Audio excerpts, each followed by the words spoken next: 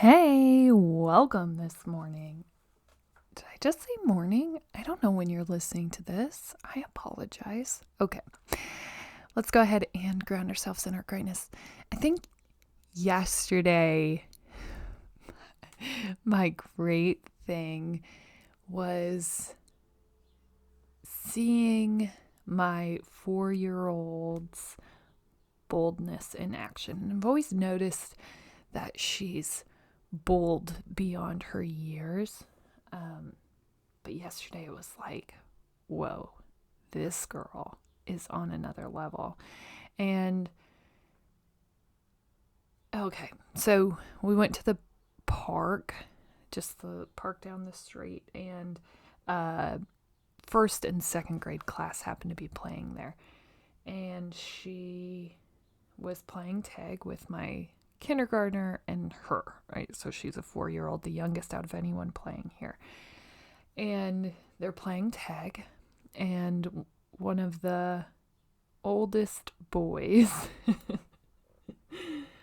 yells to Baylor and Emery, my two girls, "I got you." And he's pointing at Baylor. And Baylor looks at him and she goes, No, I am with my sister, and if you didn't get her, then you didn't get me. You have to get both of us because I'm with her. And the boy just looks at her and kind of looks at his other friends like, what? Is that right? Are those the rules? And looks back at Baylor as if to like test her or call her out or something. And Baylor just goes, "So you didn't get me." And he turns to his friends and he goes, I guess I didn't. Okay. And he turns back to Baylor. Okay, I didn't get you yet then. And they just go on playing. And I'm like, wow. Right? And so then they keep playing. And then I think she begins to realize that she is now in power. She is the power player in this game. And when all the other kids like run away, when the tagger gets close, Baylor, and I think that's such a natural reaction. In fact, as I was sitting there watching them play, I remember that feeling. You know, when you're playing tag and like the scariest thing ever is that they're going to tag you. And so like you just run and dash through anyone and anything possible to not get tagged. And I don't know if Baylor didn't have that feeling, but from that point on, instead of turning and running when they would get close to her, she would turn at the instant that the person was going to tag her. She would turn and growl as if that was going to scare them, as if she was some sort of wild animal that was maybe going to bite them. And the more amazing thing was, I watched her do this about 5 times. The more amazing thing was that they never tagged her. Like, they actually ran away from the growling. And I don't know. What I think is amazing is that you're just gifted your being. Like, however that happens. And I know for Baylor, who has been fierce since the second she was born, I know for her, what a gift. And so, you know, and on the flip side, my 7-year-old is very much a feeler. We almost had to stay at the gardens that we were at because she saw an owl that was like chained to its little post, and the owl looked like it wanted to fly away. And I didn't know if she was going to leave. Her heart was just broken. And we talked about that owl probably for at least half of the rest of the day. And it kind of kept coming up on the trip like, but that owl, oh, that cute little owl. oh, it just wanted to fly. It just wanted to leave. And, these are two very different ends of the spectrum type children. Trust. They have things in common, but there aren't many, and their demeanor definitely is not one. And the second that you meet the two of them, you know. And I think, the great thing is this realization of their differences and almost the exploitation of them and making sure that they stay true to those things, right? And so last night when we laid down, I just said a prayer over both of them, and my oldest, I just said, please don't break her heart right when she gets out into this world. Eventually she's going to realize that there are some things she's just going to have to let go. That there are just some things, we can't save all the owls, right? And I think that's going to be so hard for her, and please don't break her heart right when she gets out there. And my next one was just that. My youngest never loses that boldness, right? And for me, I think had I not gone down this journey, I don't know that I would have helped Baylor to grow that. And I think that's been one of my biggest goals, is to grow my children right along with myself. But I think you have to know who you are in order to help others grow. And so most importantly, I'm doing this for those two. And I think being able to realize the gifts that they bring into this world and being able to pray and help them protect those things is one of the biggest gifts that I can give, right? And not gifts like, oh, just give them things, just give them opportunities, just make sure that you pour money into them, because that will lead to all the things, which no doubt, right? I've seen plenty of people have great outcomes because of that. But I think more than anything, I don't want them to have to go down this rediscovery path that I did because they were told somewhere along the way and believed somewhere along the way these gifts that they had, that they brought into this world, were no good, right? And so on my own rediscovery path, I realized that Baylor has qualities that I am certain, in fact, I know that I had growing up.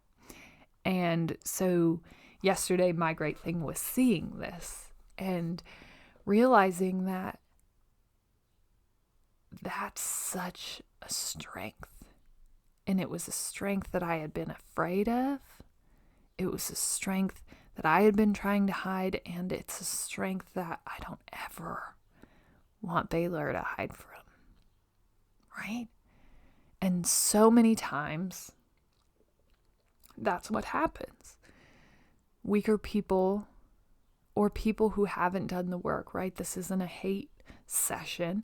People who haven't done the work on themselves will try to bring you down based on that. And a lot of times the narrative will sound like them trying to disempower the one strength that you bring to this world.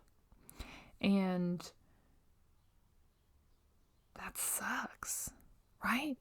But I think my great thing from yesterday was realizing that strength, both strengths, right? My daughters and my other daughters, realizing both of those things and being able to help them realize it and help them not hide from it. And that's the hardest part. So my great thing was just realizing it, just knowing that these are amazing things about both of them, and they're amazingly different. But that's a part of their story and how they work so well together and how they continue their relationships together and our relationships with them as their parents and family. So go ahead and take time today to recognize yourself for something great that you've accomplished, right? And look, I didn't even accomplish that. I just was sitting present and recognizing something. And that's a big deal. Okay, so let's go ahead and dive in. I think on this topic of, this is a deep, dark topic. It's not all that dark, okay? Don't worry. Don't be afraid. There is light. There's light at the end. But I do think here we can take heed, right? Know this, good people. Anywhere that you show up strong in this world, there will be a line of people working to dissolve that strength. And even if they're champions of it early on, they may become intimidated down the road. And so while they may have been someone who spoke to and championed you as a person, that could flip at any point, which is why it is essential for you to be aware. And if you aren't aware of what your strengths are, I would go ahead and look back at the things you've been made fun of for or been disciplined for. Those are probably some of your strengths. Yeah. One of my friends literally has a podcast on what she was disciplined for her entire life. Like, that's actually how she makes all of her money. The exact reason she got written up her whole life. If you want to check that out, that's Karina, guess what? Talks Too Much podcast. Now, the reason that this is important is that so many times this is the culture. This is kind of the driving factor behind where we end up going in life, right? We end up going away from the things that we know about ourselves because we're told they aren't good. Okay? I know. I ran away from this idea that you could just think thoughts because I was told that I wasn't smart. So my thoughts are not valid. The ideas that I put into this world are not and could never be valid because they aren't actually intelligent, right? And, I think so many times we get belittled and misguided by people who are small themselves. And so if someone hasn't done that work, if someone hasn't taken time to realize the good about themselves, a lot of times it's easier to just cut other people down around them to make themselves feel bigger. I know. So go ahead and take note of the people around you that do that, right? And a lot of times it isn't big, blatant cuts. It's like in the small things, but that's exactly what we talk about. It's all of those small things put together that lead up to the big thing, right? It doesn't have to be one big, blatant thing. It can be a bunch of teeny tiny little cuts. So it's like someone who isn't willing to acknowledge people doing great work, or they will, but it will also come with a jab, or someone who will acknowledge good things about you, but is always quick to point out the bad things as well, which there's no question, good people. There's no question that there's good and bad in everyone, but no one, I repeat, no one is going to find strength, goodness, and champion through someone cutting them down. Sorry, they just aren't. And this may be an unpopular opinion because I do believe in sunshine and good things, but I do believe that that's how you grow people, not the other way. Right? You can't possibly grow people from stabbing them. You can't. I want you to show up for the people, right? Build them. And they may, right? They may build past you. And that's a beautiful thing because you are a part of watering that seed, right? But what I want you to do is build trusting yourself, right? No one is going to take away from you. They aren't. But so often we're told the opposite, right? And I see this a lot. I saw this in my past work life. I saw this and still see this with a lot of women who are scared, right? And we all are, of kind of being inexistent, not being important, not being the best, because that's what we're told, right? You're supposed to be the best. You can't be the best if people are better than you, but I think it's just the opposite. Build those people better than you. That's only going to be a fruit of your labor. Don't try to outshine everybody to shine. It doesn't happen that way, right? If everybody's shining, you shine even brighter. You realize that. And I think we're just told to cut. Bring them down. Do not let them rise. Do not point out the great things about them. And I've seen fruits of the exact opposite. Of seeing teams of women, and not adult women, which I don't know, in working both ends of the spectrum, you would think teenage girls would be more difficult to work with, and I think it's actually the opposite. Working with a group of middle-aged women seems to be much more challenging. And the crazier thing is, I found even in working with teenage girls, the hard part wasn't necessarily the teenage girls as much as it was their middle-aged mothers. Interestingly enough. And you think that you're only dealing with the teenage girls, but in fact you are not. And I think it's just this idea. And what I'm hoping is that slowly but surely we're changing the next generation of women who are coming up and the next generation of women that we're all building and raising, in that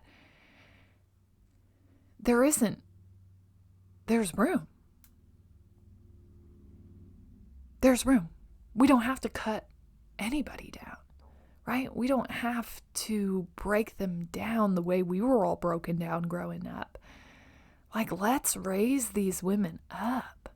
Let's help them find their stride. Let's start now, right? My biggest hope is that I can save younger women from having to go through the 15 plus years that I went through trying to rediscover myself from all of the broken people who had broke me along my way, right? That's my hope, if I can save you from going through that strife. And it's not like broken people weren't perfectly given to me, because they absolutely were, and they make this journey complete, right? This couldn't have happened without all of those experiences. And it's not like I wouldn't have gotten even more broken without them. I had so many beautiful people along my journey who not only broke me, but built me, right? And they broke me in ways of not trusting who I felt like I wanted to show up in this world. And they built me in ways of safety and security and building in ways that they knew and trusted and saw to be true. And so they weren't wrong. They were just trying to protect me from getting hurt, right? And so it was a broke and build. And I think the biggest thing is everybody's doing the best that they can. And those people who came along in my life trying to save me from myself, which is fair, I think only had my best interests at hand. And they were trying to protect me from things that they had felt in their lives. And so I don't think they were wrong at all for wanting to do that for me. In fact, I think in their way, they were saving me from them, right? And I think here's the deal. Bottom line, the only thing that I want you to get back to is you. And so when I pray over my children that they will stay true to who they are, keep their big heart, keep their boldness, I think that's in a hopes that they never go down the path that I went down. And that was learning and knowing so early on that it wasn't really up to me, right? And that the way that I showed up in this world wasn't truly valid, didn't have any point to it. That the way that I was called to exist wasn't a way to exist at all. And I think that's such a hard line to walk. And so if you have people who are helping to guide you, who are helping to guide you towards success, I think a lot of times that guidance looks like a very traditional sense. And especially if you come from middle class communities and you come from spaces similar to mine, that's what we're built to know, right? That's where we're built to exist more than anything.